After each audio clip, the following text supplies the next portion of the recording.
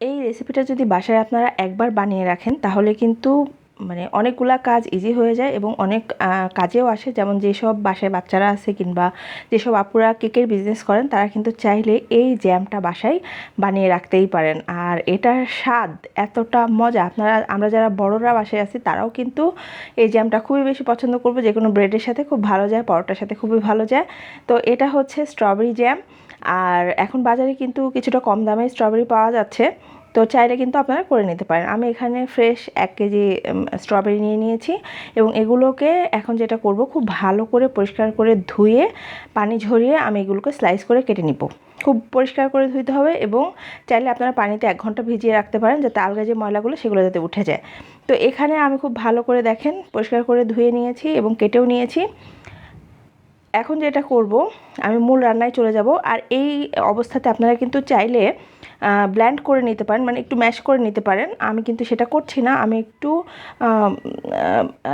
একদম ম্যাশ চাচ্ছি না, এই জন্য আমি আর কি ব্লেন্ড করিনি। এখন চুলায় আমি প্যান গরম করে নিয়েছি, এখানে আমি কেটে রাখা স্ট্রবেরিগুলো সব দিয়ে দিচ্ছি। এখন এখানে দিয়ে দিব হচ্ছে লবণ। লবণটা অবশ্যই স্বাদ অনুযায়ী, খুব বেশি দেওয়ার দরকার নেই, যেহেতু স্ট্রবেরি একটু টক মিষ্টি স্বাদের হয়, তো একটু লবণ দিলে কিন্তু টেস্টের ব্যালেন্সটা খুব ভালো হয়। আর বেশি পরিমাণে দিতে যাবেন না। তো খুব ভালো করে নাড়াচাড়া করে জাস্ট 10 মিনিট পরেই দেখবেন যে এটার মধ্যে অনেকটা পানি ছেড়ে দিয়েছে, এখানে এক্সট্রা কোনো পানি অ্যাড করার দরকার নেই। তো 10 মিনিট পরে দেখেন অনেকটাই কিন্তু পানি ছেড়ে দিয়েছে। এখন আমি কি করব, চুলার হিটটা মিডিয়াম টু লোতে দিয়ে দিব যাতে আস্তে আস্তে জাল হতে থাকবে এবং আমি একটা খুন্তি কিংবা হাতার সাহায্যে এগুলোকে হালকা করে ম্যাশ করে দিব। একটু আস্তে আস্তে থাকবে, একদম ম্যাশ হয়ে যাবে না। এ পর্যায়ে এখানে আমি চিনি দিয়ে দিচ্ছি। চিনিটা অবশ্যই স্বাদ অনুযায়ী, কে কীরকম মিষ্টি খেতে চান সেই অনুযায়ী অ্যাড করে দিবেন।